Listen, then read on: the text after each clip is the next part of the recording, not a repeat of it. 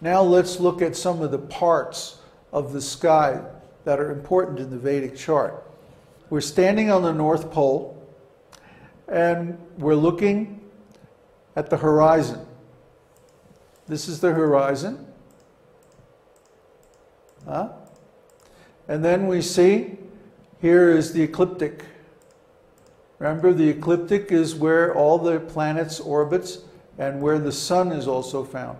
It's called the ecliptic because all the eclipses occur there. There's a part of the ecliptic that is ascending over the horizon. And guess what that's called? The ascendant. And there's another part of the ecliptic that's descending over the horizon, and that's called the descendant. Similarly,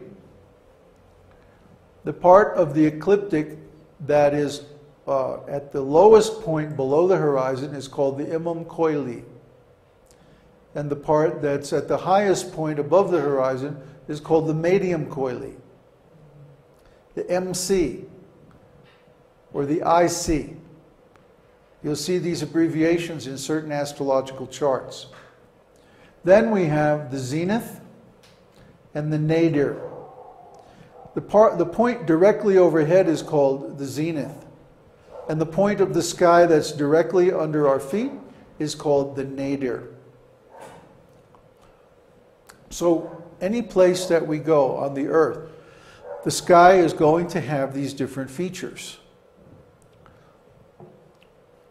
The descendant is generally going to be in the western part of the sky. And the ascendant is generally going to be in the eastern part of the sky. Similarly, the Imam Coeli is going to be in the north, and the Medium Coeli is going to be in the south. The zenith is always going to be straight up overhead, and the nadir is always going to be right below our feet. The meridians, whether they are of celestial longitude or earthly longitude, are always going to be great circles. Similarly, the celestial equator and the ecliptic are also great circles. What does that mean? That means they occupy the greatest amount of radius on the projection of the sky. See, we could also have a circle that cuts off this part of the sphere of the sky, but that wouldn't be a great circle. It's only a great circle if it goes through the zenith and the nadir, through the north and the south point. And the center of the circle is identical with the center of the earth. That's a great circle. So we should know that all these are great circles. Meridians, the ecliptic, then the celestial equator. Okay, so these are the parts of the anatomy of the sky. The planets move along the ecliptic, or actually this way. And they follow the ecliptic path, whereas the stars move parallel to the celestial equator. Why is that? Well, because the Earth rotates around its equator. And remember, the equator is just the Earth, the coordinates projected out onto the sky. So the stars appear to move from west to east in a circle around the celestial equator. Whereas the stars, although they follow the planets rather, whereas they follow the stars in their daily motion, over time they move on the ecliptic and they actually move backwards compared to the rotation of the Earth. Only the planets? Right? Only the planets. Planets and the sun and the moon. Well, in Vedic astronomy, the sun and moon are also considered planets, graha. That's why I like the word graha, because in English, the sun is a star, the moon is a satellite, you know. And what is Rahu and Ketu?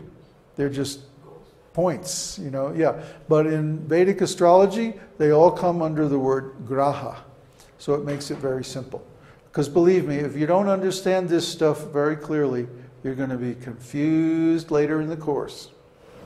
Does Earth wobble factor in Jyotish? The Earth wobble is so tiny that it really doesn't make any difference in Jyotish. What is wobble? The wobble is the wandering of the Earth's pole. I mean, unless it wobbles so much, you know, that it changes, that it changes the rotation of the Earth. Right now, the wobble is much less than 1 second of arc, which really doesn't make a whole lot of difference. Well, the ecliptic is so important because this is the only space in the sky we can actually observe, because we need the sun's light, which goes past the Earth to see. Is that right? Not exactly. I'm not quite sure what you're getting at here. Of course, the planets only shine by reflected light. The sun is the only body that actually emits light. So the sun is really special. Is the relationship between ecliptic and celestial a sine function? Does it also oscillate? It does over a period of 27,500 years. But we don't need to be concerned with that on a daily basis for astrology readings. Why did you say that in this picture we're in the North Pole? Oh, because the distance between the horizon and the ecliptic is 23.5 degrees. If you're on another part of the planet, then both the celestial equator and the ecliptic are turned. Yeah, the fact that the celestial equator is identical with the horizon here indicates that the point of view of the observer is from the North Pole. The North Pole is the only place, or the North Pole and the South Pole are the only places on the Earth where the celestial equator and the horizon are identical. Any place else on the Earth, the celestial equator will have some inclination. And of course, the difference between the ecliptic and the celestial equator will always be 23.5 degrees, wherever you are. Yeah, it's very confusing. That's why I asked if there's any questions.